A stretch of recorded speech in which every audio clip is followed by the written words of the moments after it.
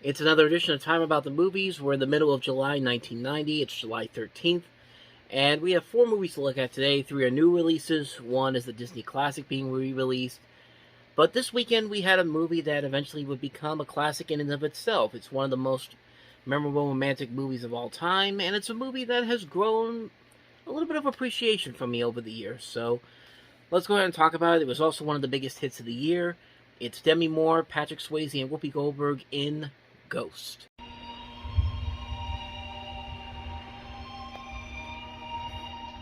What's the matter? Seems like whenever anything good in my life happens, I'm just afraid I'm going to lose it. I really love you.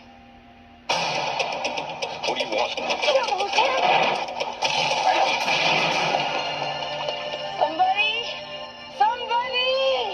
Somebody help us! What's happening? It's like I think about you every minute. It's like I can still feel you. The problem with you is you still think you're real. It's all up here now. You want to move something, you got to move it with your mind. Molly, why can't you hear me? Who is that? You can hear me? Can you hear me? Sam Wheat. Say my name. Say it. Leave me alone. Say my name. Sam Wheat. Say it. Hello? I get a message from Sam. What? Sam Weed? He asked me to call. Once you go to police, he said it was a setup. He was murdered. She said Sam knew who killed him. Are you out of your mind? I mean, what are you going to tell the police? She knew things, private things. I know about the green underwear that you wrote your name on. Well, this psychic woman's got a record that goes back a long way. Don't you see I'm not a fake? I don't know what's real anymore. Don't open it. Don't open the damn door. He's a murderer. Why are you doing this to me? You hear me? Why are you doing this to me? Sam's dead. Tell her I love her. He says he loves you. Sam would never say that. You got to take all your anger, all your love, all your hate, and then let it explode. Molly? Molly, you in danger, girl.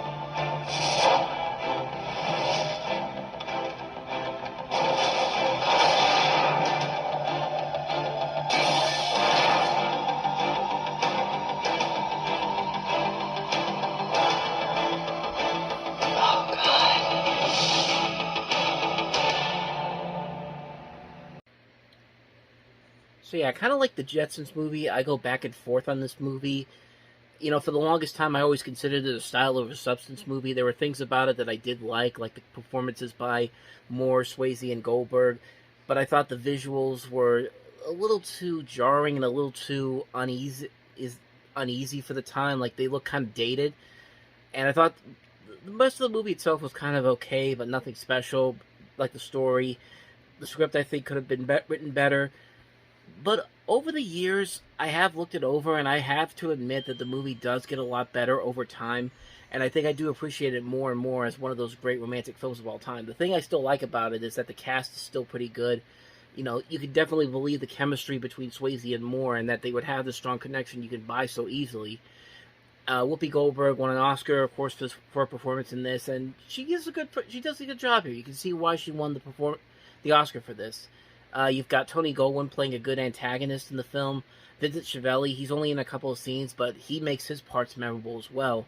Those visuals that I talked about, that can be very jarring at times, but because this was filmed back in 1990, you can see more of the grainy film feel to it, like some of the stuff that feels very dated. It actually kind of works to the film's advantage. Like the shadowy demons in the movie, the ones that carry the people away in the movie, like that could have easily been laughably bad because the visuals are not really all that good. The noises they make, man, the noises whenever they take somebody, it's downright scary, man. I actually heard stories about how they actually used babies crying and slowed it down in post-production to make it sound like more like demons. It's kind of cruel, but it makes for those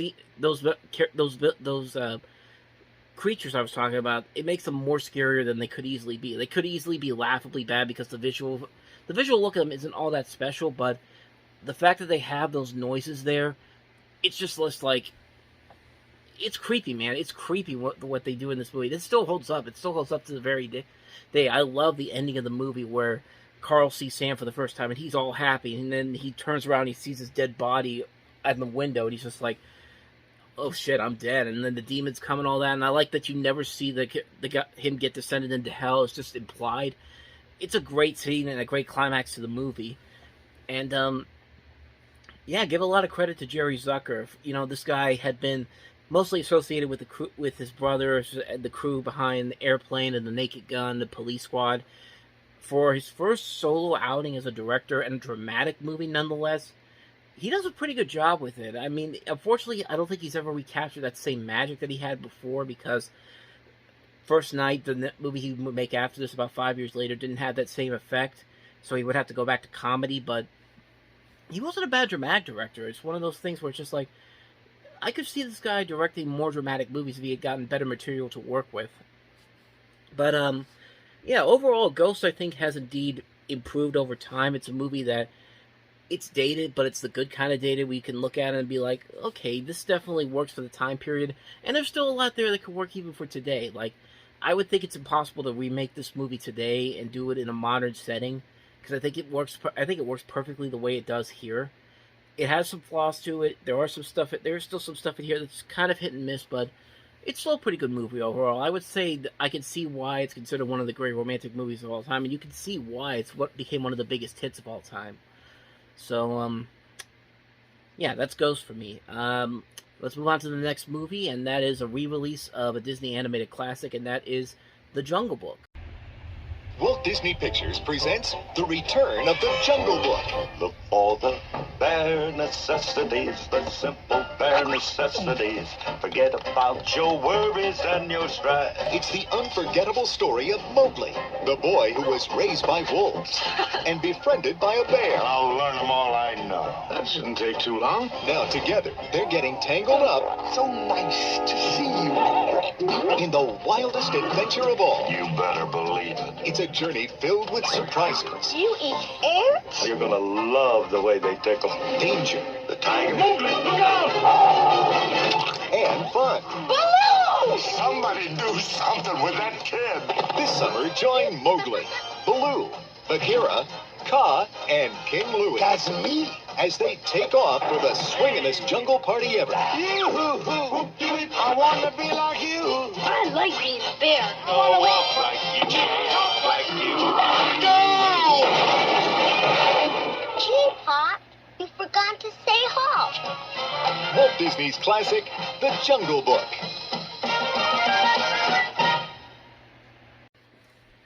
Of course, The Jungle Book was the last movie made whenever Walt Disney was alive. He passed away in 1966. This came out over a year after that. So, I mean, it's one of those things where you could still see Disney's lasting effect on the movie because this was the last film he made while he was still alive. And the movie still holds up to this very day. It's a movie that I think really is one of the definitive classic Disney films. It's one of those movies where everything about it works. I think the songs are memorable. You can always look for a song in this movie to hum and listen to, or sing out loud for no particular reason. You just remember it. It's just like, okay, I feel like starting to sing it right now. But the characters are memorable as well. The animation overall is very well done. It's a perfect trifecta of everything coming together to make it for a version of the Rudyard Kipling story that's very different from the book, but still holds up to this very day, and made probably one of the only really good live-action Disney remakes in the 2016 Jungle Book, which really still holds up, which I watched again recently. That film still is pretty damn good. Like, it's very much the same movie as this, but they do so much here, but they do so much in that one that's different from that movie, and I think it does still hold up on its it can definitely still hold up on its very own. And the original animated Jungle Book still is very good. It's a good Disney movie, a fun Disney movie. You can still see that magic that Walt Disney still had when they were making this movie. It's a classic movie. What more do I need to say about the original Jungle Book? So let's go ahead and move on to the next movie.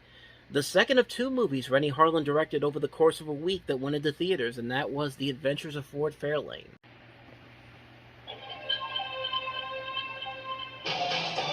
To his clients, he's the greatest. What is it they call you? Mr. Rock and Roll Detective.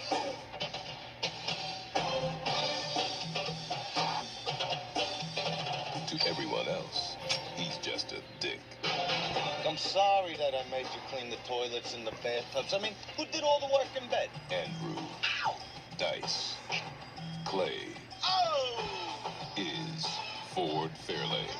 Does that excite you?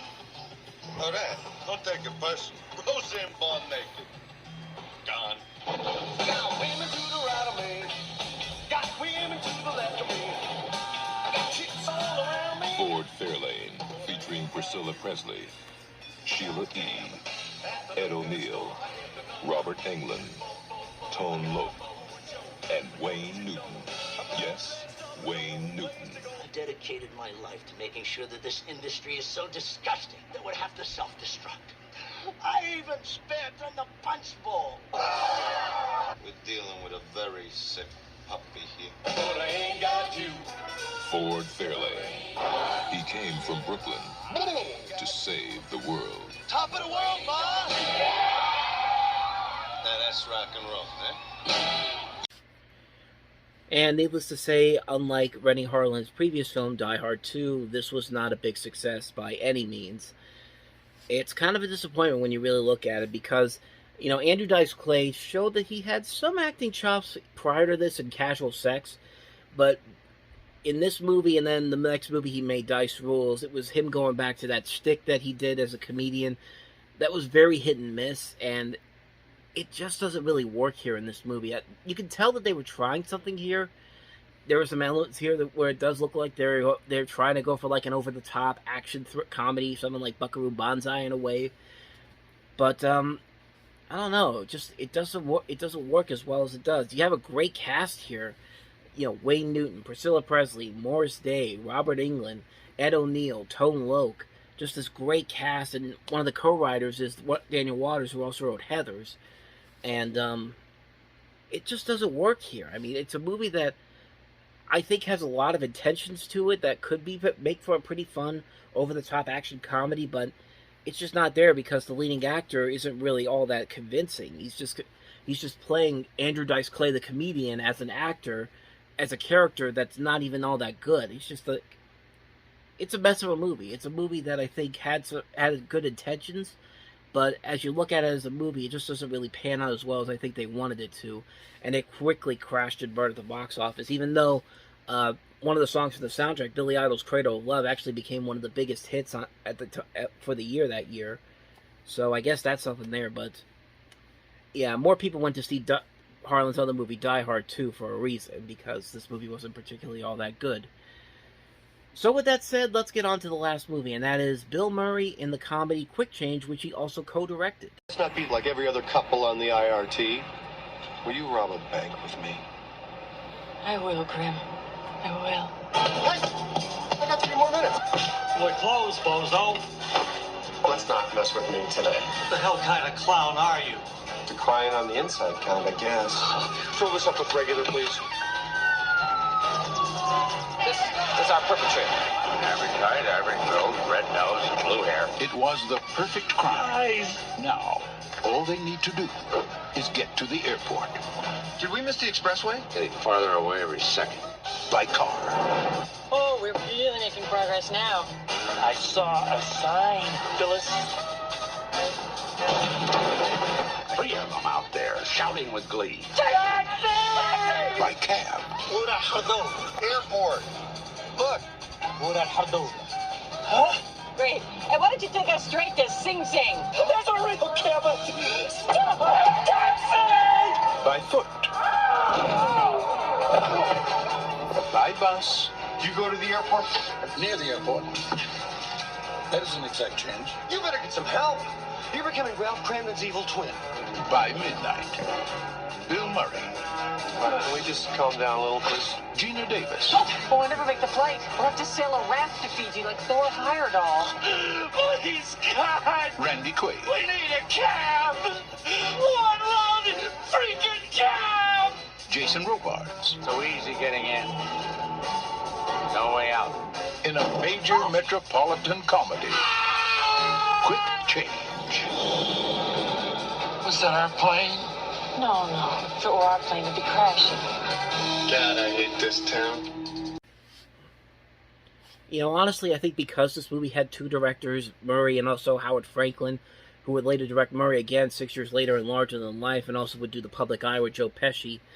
But because you have these two different directors here, I think it really hurts the overall feel of the movie because you have these two very different directors. I don't know if they had like their own different opinions of what this movie should be like, but when you have two different directors together, it's not really going to end up all that well. Take, for example, Nutcracker in the Four Realms, when you had Joe Johnston and Lassie Hallstrom working together, and that movie just completely fell apart because of the two different directors they had. On the plus side, though, this movie is actually pretty funny. There are funny moments in here. I think the biggest problem with the film is that the overall script isn't really all that exciting. It's just kind of a movie that's just like, it has a lot of funny moments, just the story just isn't working its way through here. I think what does work here are the performances. You got Bill Murray playing in clown makeup most of the film, and as he's robbing a bank, and you have Gina Davis and Randy Quaid as the sidekicks in this movie, as well as Jason Robards as the cop that's trying to go after them. And there are a lot of funny moments in the movie. I just wish that the story had been better executed. I feel like this is a story that you can tell where it's going to go. You can tell where it's going to be. You can tell what's going to happen in the next couple of as the movie goes on, and it just doesn't really work out as well as I think they wanted to story-wise. But the laughs are there. There are a lot of good funny moments here, and I think with a better direction and a better script that would have, with a little bit more twists and turns, I feel like you could have had something really good here.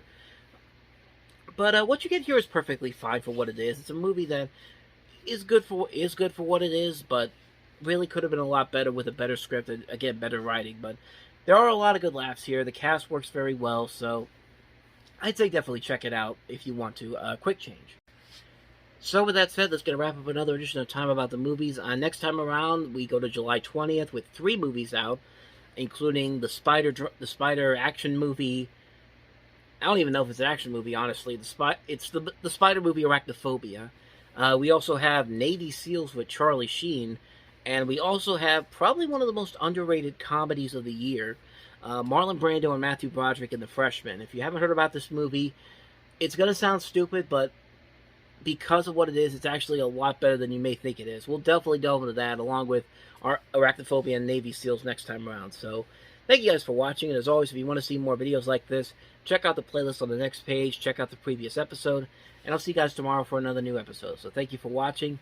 I'll see you guys tomorrow, and until then, take care.